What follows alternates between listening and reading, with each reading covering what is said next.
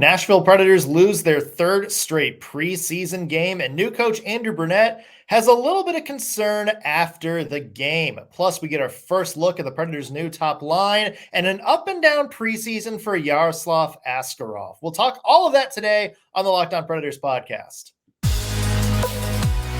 Your Locked On Predators, your daily podcast on the Nashville Predators. Part of the Locked On Podcast Network, your team every day.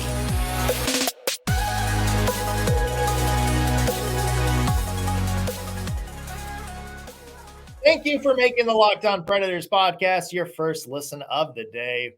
Every single day, we are your free daily Nashville Predators podcast, part of the Locked On Podcast Network, your team every day. As always, want to start with a special hello to our loyal Locked On Pred heads out there, the everydayers who tune into every single show. We love you guys. We appreciate the support you always give us. I'm Nick Morgan. I'm a writer at Penalty Box Radio, and I have a partner in crime. You do. I'm Ann Kimmel. I'm a writer at the Hockey News. All right. So Nashville Predators play their third preseason game of the year. The good news is they didn't give up 10 goals in a 5-hour span this time. Perspective is everything. Yeah, but they did fall 2-1 to the Tampa Bay Lightning. Some interesting stuff from this game. We got our first look at what appears to be at least 2/3 of the new top line, plus another look at Yaroslav Askarov, who's kind of had a up and down training camp / preseason so far. We are going to talk about those angles coming up in just a little bit. But first, let's get to last night's preseason game. A 2-1 loss to the Tampa Bay Lightning. And here's the caveat, Ann. It's preseason, and I think everybody's getting that. It's like, oh, it's just a preseason loss. I guess here's the only thing.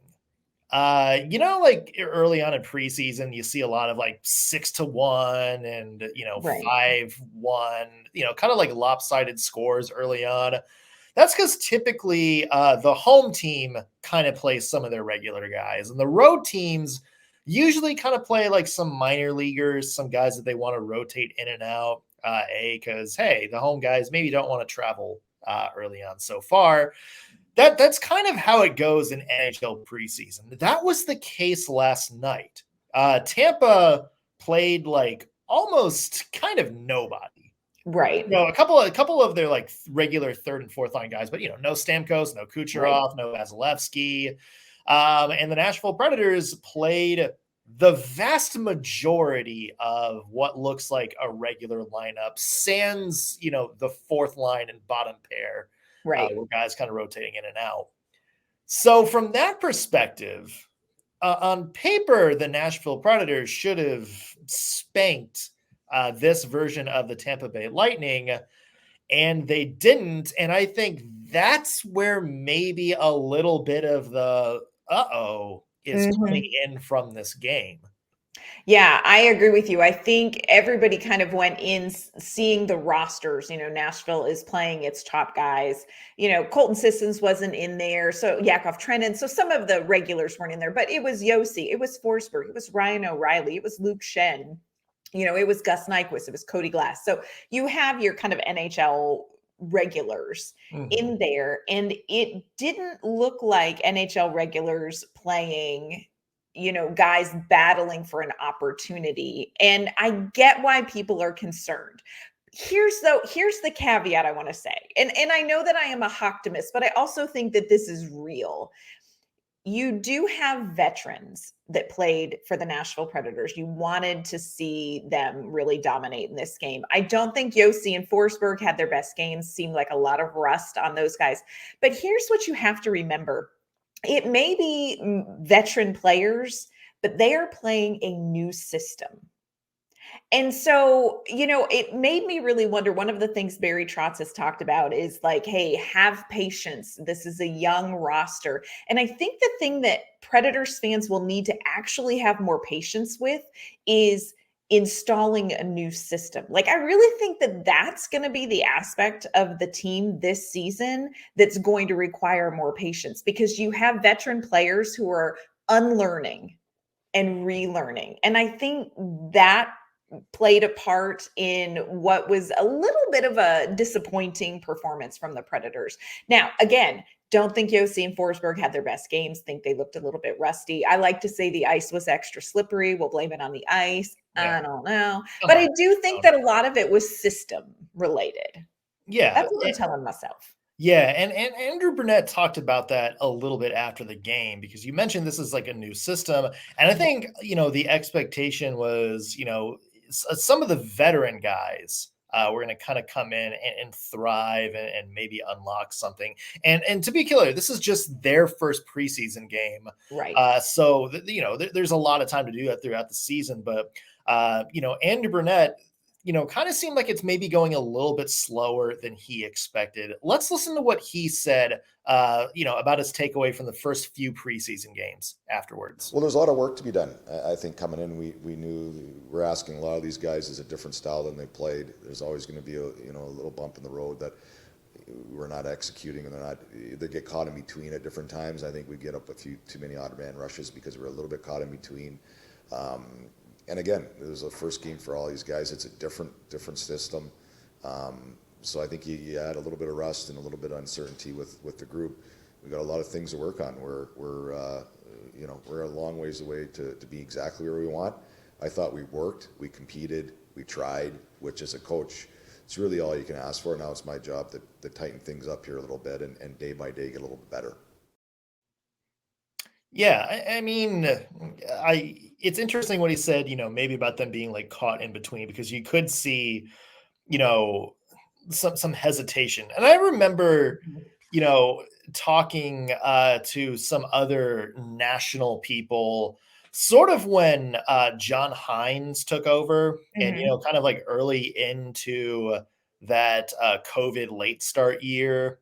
And, the Preds got better later on, but like early on, the one phrase somebody mentioned was they're playing like a team that hasn't had the Peter Laviolette beaten out of them yet. Yes. And it's kind of, you're kind of seeing it here, where I feel like what we've seen in the first couple of preseason games, and we talked about it after the Florida doubleheader, is we see flashes from some of these regular lines of, what they can look like under Andrew Brunette's system.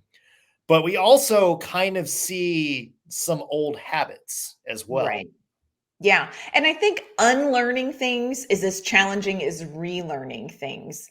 So much about this reset was about roster. I think so much about this reset is in actuality is going to be about systems.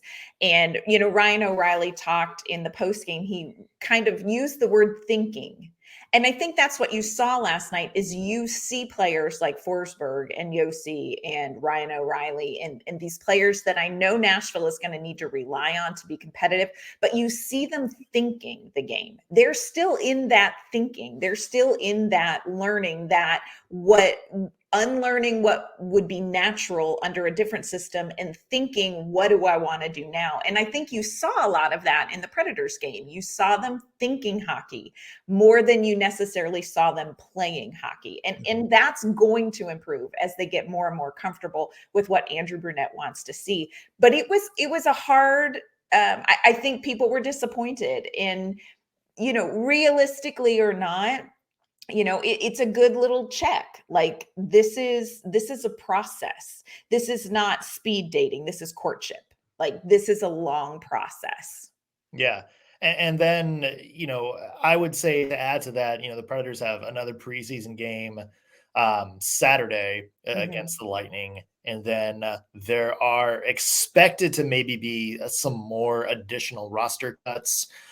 Some guys either sent back to their junior teams or sent to Milwaukee for the start of Admirals camp. I would expect that to happen after this weekend's Gold Star game or the Gold Star game that's coming up. And so I would say in those last two preseason games, you're probably going to get close to regular lineup. And once some of these people leave camp, you're going to start seeing more players routinely playing together that are probably going to play with each other during the regular season. It feels like there's still maybe some roster battles happening, maybe some guys that, maybe they're on the the first line. We talked, Cole Smith was on that first line earlier. Last night, it was Denis Gurianov. Who knows if maybe we're going to see, somebody like Phil Tomasino or Luke Evangelista maybe play up. Juuso Parssinen is also not been here for the past few days because he's nursing an injury. Like, where does he fall in?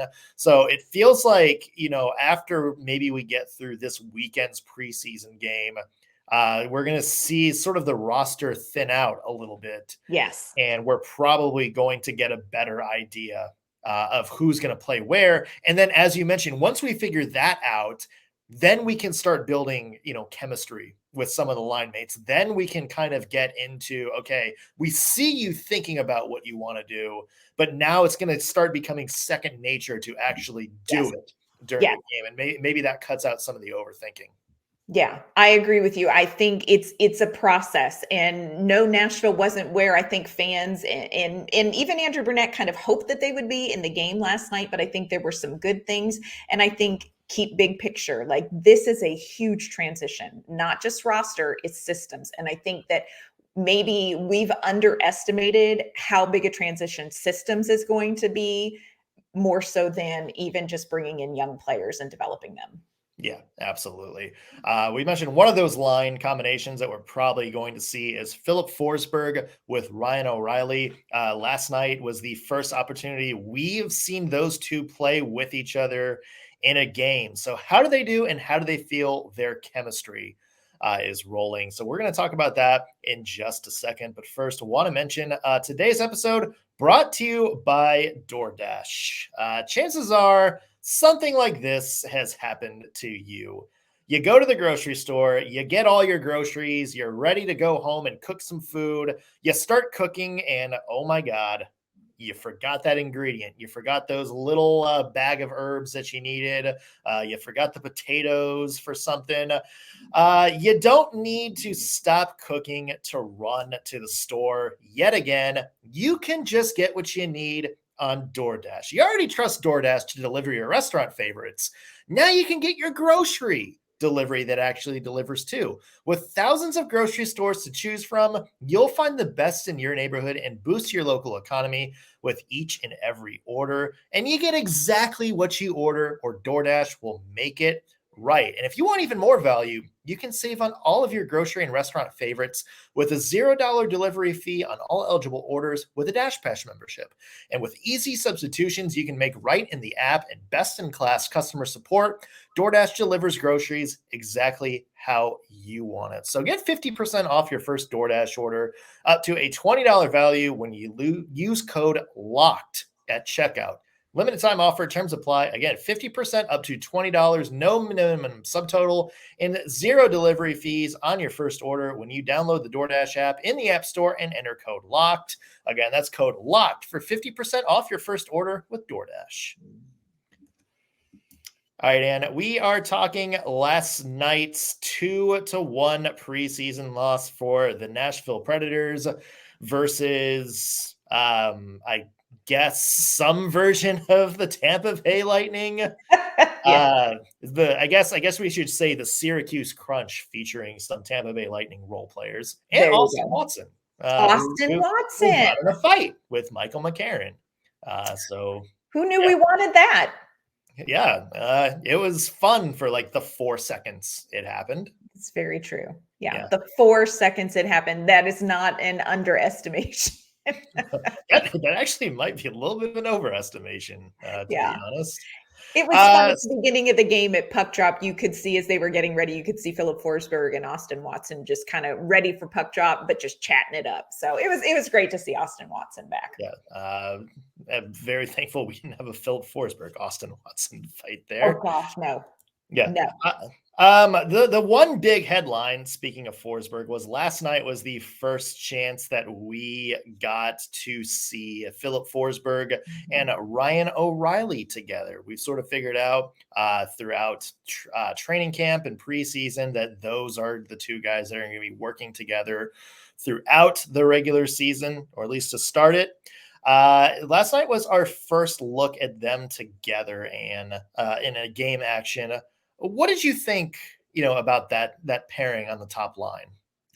I think there is so much potential here, and I'm not sure that maybe it was showcased as well as we would have liked it to be in the game yesterday. But I'm telling you, there is really something good in this combination. I think Filip Forsberg and Ryan O'Reilly think the game very similar. I think they play at a very similar pace.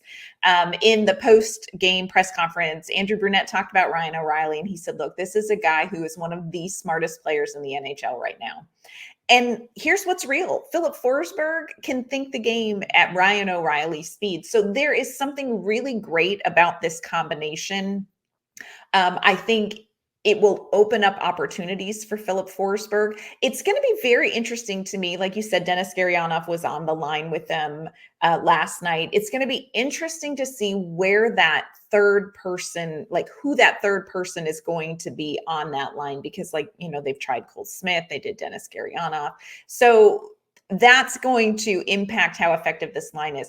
But there is something really great about the Ryan O'Reilly, Filip Forsberg combination. And Filip Forsberg needs that. Like Filip Forsberg deserves, I guess, is just kind of a weird word, but he deserves to have a player who can set him up for success, like I think Ryan O'Reilly is going to be able to do. Maybe didn't see as much of that in the game last night as we would have liked, but y'all trust me, it's there. Yeah.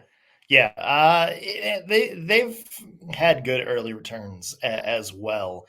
And it's important for those two to kind of be the guys that carry the offense, not just because, they're probably the two best forwards on the team at this point, Anne, but also because they're the two veterans. And sometimes it's difficult when a situation like the Nashville Preds, when you're probably going to have some people rotating in and out of the lineup. I mean, that's just the case of kind of a team that's sort of, rebuilding. You also have these young players coming up in and out of the lineup, trying to earn their role. So it's going to be important for those two, I think, to kind of provide the stability to the Predators lineup, both kind of in the locker room and at the top. We just want them to kind of be a steady force. So, those are the two that I think need to step it up. And again, you saw some flashes of that last night. They were also together on that top power play unit as well, who had a really good, kind of setup and puck rotation on the Tommy Novak goal. Tommy Novak was a part of that number one power play unit, which I think is something notable as well, because it kind of tells you what Andrew Brunette thinks of Tommy Novak early. That was sort of one of the big questions we had going into camp. But you see flashes of it there. And I think as this preseason goes on, and as we get into the regular season and the weeks start to go on, the more that chemistry builds, the better off the Nashville Predators are going to be, and the stronger team they're going to look as well. Yeah, they are really going to be the players who are going to drive the offense. They're going to drive the offense. And who ends up with them? I don't know. I think that this could be a scenario where it's going to take a little while into the regular season for them to land on a line mate with these two. And it may be something that Andrew Brunette tinkers with all season long. But I think these are the two guys who are going to have to drive the offense. And not to say that, Cody Glass didn't have some great, flashes. Tommy Novak can do the same. We know Colton Sissons, depth piece that he can drive some offense. But the pressure offensively, the motor for the Predators has to be Ryan O'Reilly and Filip Forsberg. And it's there, y'all. It's there. Again, it comes back to let's get them to a point where they're not thinking the system, but it's there. There's some chemistry there. Yeah, and we'd asked Ryan O'Reilly last night after the game just about what it's like working with Forsberg early on, and here's what he had to say about that. Yeah, I think, since last couple weeks and obviously training camp here, playing together, I think, the chemistry's there. I think it's something that we have to continue to build on, and I think as we go more games too, it's going to get more comfortable and such. But again, just reading off each other, jumping in those areas, and even tonight, I felt.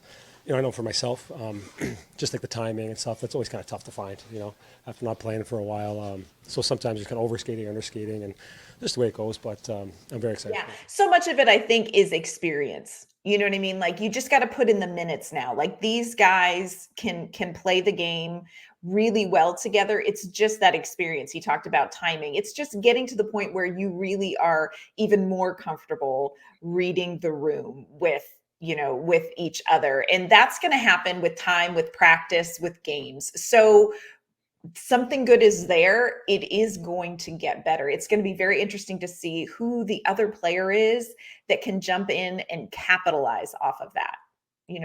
That's something I'm really curious to see. Yeah, absolutely. Another big person that players have been, or fans and players alike have been watching during training camp has been Yaroslav Askarov, the guy that a lot of people in Nashville think might be the goalie of the future. A little bit of an up and down preseason / training camp for him, although he looked pretty good last night. We'll talk about his camp and what his expectations for 2024 are coming up in just a second. But first, I want to mention that you are listening to the Locked On Predators podcast, your free daily Nashville Predators podcast. We're free and available wherever you get your podcasts. So whether you're listening on Spotify, Amazon Music, Apple, or watching us on YouTube, hit that subscribe button so you always know when we have fresh content out for you. Coming up tomorrow, we're going to look at two players who maybe have been the biggest standouts of the season so far, or of the preseason so far. And they're two players who probably aren't going to start the year in the NHL. We're talking about Spencer Stastny and Mark Del Gaizo. We will take an inside look at their preseason coming up tomorrow on the Locked On Predators podcast. All right, Ann, a big headline going into camp this year was Yaroslav Askarov, everyone's favorite adorable Russian child. Yeah, I think a lot of people were kind of expecting him to, this to be sort of, I don't want to say breakout year, because last year was kind of his breakout year. But I think this was going to be the year that everybody sort of looked at him and went, okay, we're seeing signs of why he's like, he's the number one prospect in the organization. Right. Yeah. And here's the thing. It has been kind of up and down. He played some in the preseason Florida, split squad doubleheader, had some, good moments, had a little bit of shaky moments. He had one practice where he felt like he was kind of a little bit off.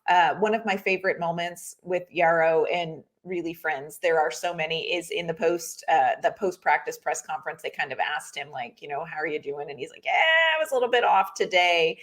And they're like, kind of, what do you tell yourself? How do you get back out there? And he said, and I'm not 100% sure I can say this on the podcast, but just in the sweet Russian accent, he says, shit happens, and just kind of laughed. And not that he does not take his job seriously. This is the beautiful dichotomy of Yaroslav Askarov. He is so engaging, darling, precious, fun-loving. But this is a player who never mistake that personality for somebody who does not take his craft extremely seriously. So while he kind of joked about it in the post-game press conference, this is a young man who is doing the work. Like, he is dialed in training camp. So yeah, I think that there have been highs and lows for him. But again, you got to go back to, this is somebody who just played a full season. Now, it was a long season. They had a long postseason. But prior to last season, he hadn't seen a lot of ice time. So it's an odd trajectory for him. And I think he's right where you kind of expect him to be when you look at the last, 2-3 seasons for him. So just, first of all, so precious. But second of all, tons of potential here. It's so interesting to me because I can't quite figure out the future of goaltending with Saros and Lankinen and Askarov. Like, how is this going to unfold? Yeah. That's a big question mark, and I bet you what happens this season, not just with the goalies, but with the Preds in general, maybe will give us some hints on what that future is going to be. Of course, speaking of legendary goaltenders, the Preds have had some. There's been Juuse Saros, Pekka Rinne, of course, club legend. So Askarov, if he's going to take that next step, has had some big shoes to fill. But the good news is he has got a lot of mentors to look up to. And he talked about that, just kind of, what he's learned by watching Juuse Saros and by working with Pekka Rinne, who's back with the team working with goalies this camp. And usually when I was young, I just watch two Finnish guys who played in Nashville, and I really liked it.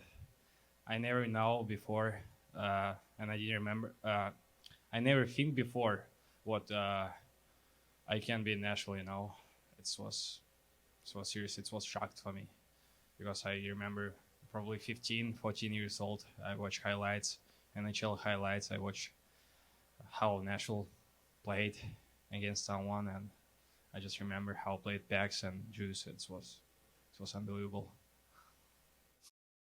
So my favorite part about this conversation is then when we asked Askarov, okay, so like, what are you learning specifically from them? His response is, it is a secret. It is a secret. I will not tell you that. So it's, again, so engaging, but how fortunate is he? He talks about, growing up, these were two of the goaltenders that he would watch. And now here he is able to play with Juuse Saros. He's being coached by Pekka Rinne. Now, he does make a really interesting point, in talking about like, what do you get from working with Saros, watching Juuse Saros? And again, it's a secret, but he does point out that like his game and Saros's game are two very different games. And so it's apples and oranges in a lot of ways. So you almost can't compare them. And he is not comfortable comparing himself to them. He's very careful to say, Saros and I play two very different style of games. But I think that the thing that's valuable to him is he's learning how to manage the job. Like he's learning how to manage the workload, not necessarily changing his style a ton. I'm not sure you can change Askarov's style very much. Like, I think he just is who he is. But I think he's learning from Saros and from Rinne, like, how do you navigate this job? How do you navigate this workload? How do you continue to improve your game? And I think that's what he's getting out of being surrounded by these two veterans. Yeah. And to add to your point, Juuse Saros doesn't play a whole lot like Pekka Rinne. Very true. And Pekka Rinne didn't play a whole lot like Tomas Vokoun. Yes. Back in the day either. So, it's, I think what really speaks to how Nashville's developed goaltenders is they've had goaltenders with completely different styles come up through the system and keep having success. And I think that's a big thing to point out too, because, it's not like the NFL where it's like, oh, we're just going to have a quarterback that really fits our system and we're going to keep drafting those types of players. And then that way they're going to be like system players and everything like that. They're finding out what makes these goalies unique and kind of, sort of enhancing their strengths and utilizing their strengths while also, figuring out a way to kind of offset what they need to work on. Yeah. And it's a delicate, like you said, it's a dance when you've got such a wide variety of skill set. Like they're all very talented, but they play in very different ways. Saros and Askarov, like apples and oranges, they play in different ways. But the fact that they can both thrive in the Predators organization, that's a huge credit to the staff of being able to identify what their strengths are and build on those, even though they may be very different. We talked with Troy Grosnick, who is going to be playing in Milwaukee probably with Askarov. And he talked about, I'm a veteran, this is a guy who has seen a lot in net. But he feels like, look, there's things I can learn from Yaro, It's not just me going into this role to teach him things. There are things that I can learn because our games are different. And I think in a lot of ways, that's so beneficial for the Nashville Predators, a wide variety of goaltending styles. And I think they all are going to benefit from it in the end. Yeah, I mean, we talked a little bit about that with Eric Dene and also Aaron Sims a little bit, talked about that Grosnick combo with Askarov. And I think how big that's going to be to Askarov's development this year. Because, we kind of speculated what the future is going to be. And I think if you're the Nashville Predators, the best case scenario is he is in Milwaukee this year, plays very well. And then next year he's in the NHL with UC Saros, and then we'll figure out what happens after that. Right. It's the what happens after that causes me stress. But one season at a time, y'all. Let's see how it goes this season. Yeah, you're probably right about that. Let's work with the content we have right now before we start panic talking about the next 2024-25 NHL season. Let's stress about what's on our plate right now. It does, yeah. So as we mentioned, the Nashville Predators have one more preseason game this week. It's going to be Saturday, and then we should start hearing some roster news, which means we should really start taking a closer look at what the actual battles are and what Andrew Brunette is thinking in terms of who goes where. So we'll keep an eye out on that. And plus tomorrow we'll talk about Mark Del Gaizo, sort of the forgotten prospect, and Spencer Stastny, two D-men who have played very, very well for the Predators, both in camp and preseason. We'll look at their games coming up here in a bit. And where can people find your work? You can find my work online at InsideThePreds.com. You can find me on Twitter, X at @AnnK_Mama on Ice. You can find me at penaltyboxradio.com. Follow me on Twitter X at _NS Morgan. Also, be sure to follow the podcast on Facebook and Twitter. Just search Locked On at Predators, or follow on Twitter /X at LO_Predators.